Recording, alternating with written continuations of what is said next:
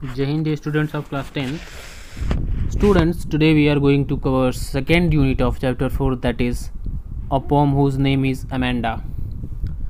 Dear students, the introduction of the lesson is that this poem is written by Robin Klein, and he has expressed the view of a little girl, Amanda, who is constantly pointed out by her mother for making mistakes which she considers so, as they are not the part of the code of good conduct laid out by the society in which we live. Dear students, here the outline, as you can see, that is, every child feels that she is controlled and instructed not to do one thing or another. You may feel that your freedom is curtailed. Write down some of the things you want to do, but your parents, elders do not allow you to. To read the poem aloud from pairs each, reading alternative stanzas, you are in for a surprise. That means sometimes you got engaged with some other works, but your elders are not let you allowed to do that work. So such a things is the part of this poem, my dear students. Okay, so dear students, without making a delay, let's get started. Right, so the first stanza of the poem is: don't bite your nails, Amanda. Stop, hunch your shoulders, Amanda. Stop that slouching and sit up straight, Amanda. Now there is a languid emerald sea where the sole inhabitant in me is me, a mermaid drifting blissfully. First of all, write down the tough meanings from this stanza. Hunch means bend. Slouching means sitting in a lazy way. Slouching means sitting in a lazy way. Languid means relaxed. Emerald means green color. Inhabitant means resident. Drifting means carried slowly by the water, and blissfully means happily. Mermaid is a part of, you can say, like a water angel, right? So here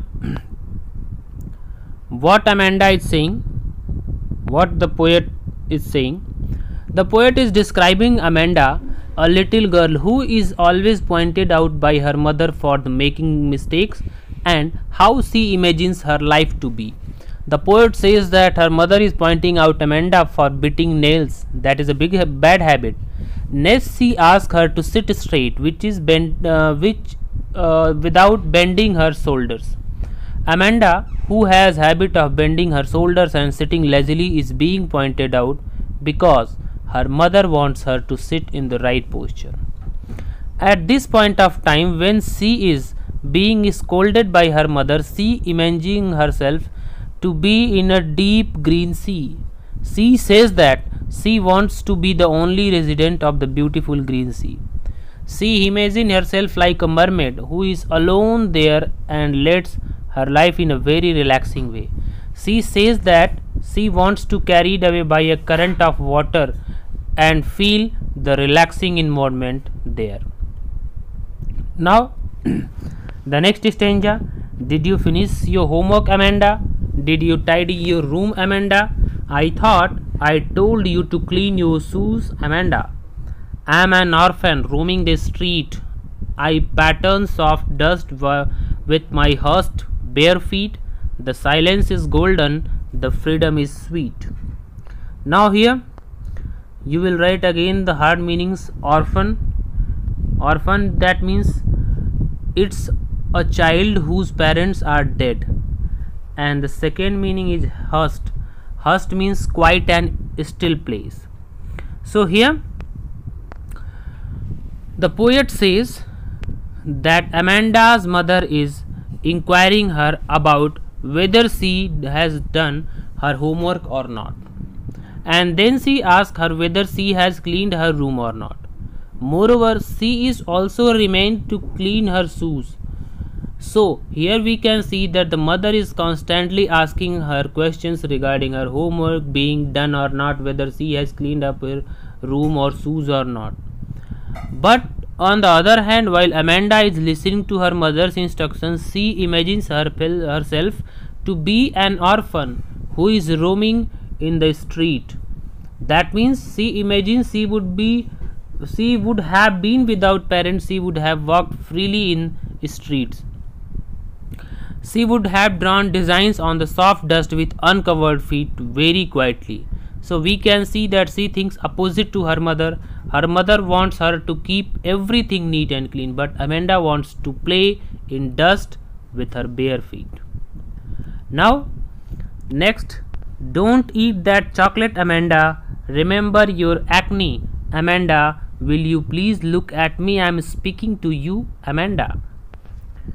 I am a Rapunzel. I have not a care. Life in a tower is tranquil and rare. I'll certainly let down my bright hair. Now, write down again the tough meanings. Acne. Acne means pimples. Pimples that you can face on your face, right? Now next, the tough meaning from next para, that is a Rapunzel.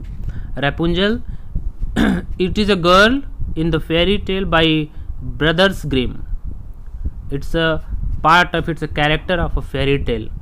Tranquil means calm or quiet, and rare means uncommon. So here you can see what this stanza suggests. Amanda's mother is dissolving her to eat chocolates.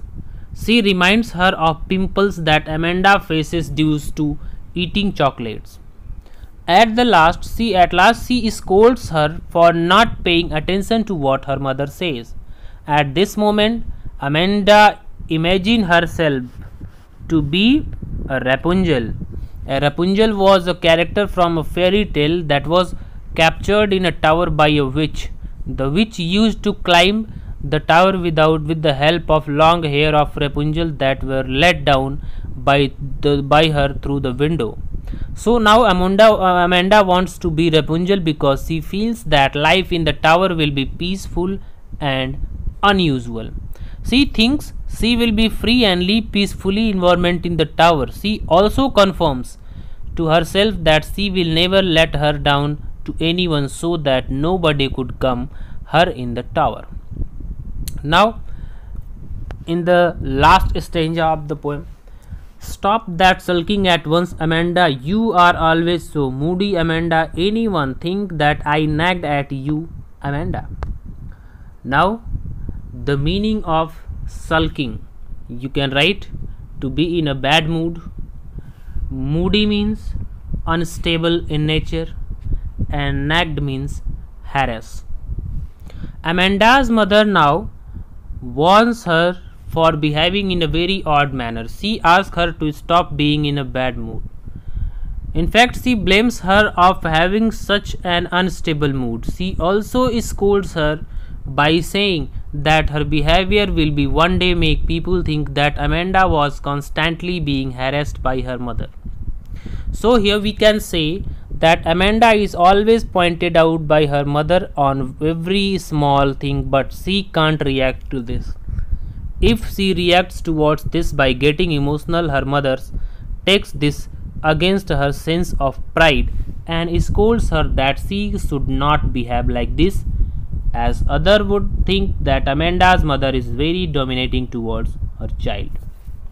So that was all this about this poem, my dear students. Now again I am going to make you summarize this lesson so that you can understand it very well. Actually, this poem describes a girl whose name was Amanda and her mother who is nagging her for her mistake. She is first pointed out most probably by her mother for beating her nails, for not sitting in a right posture. The mother also feels that Amanda sits in a very lazy manner. To this, Amanda imagines herself as a mermaid. She then thinks herself to be an orphan. She again think herself as a Rapunzel. That means again, whatever her mother was telling him, whatever the aspect her mother has given to her, she thought herself in a different situation. That's why she is again and again, she is day by day, she is taking herself as a very poor creature on that planet, my dear students.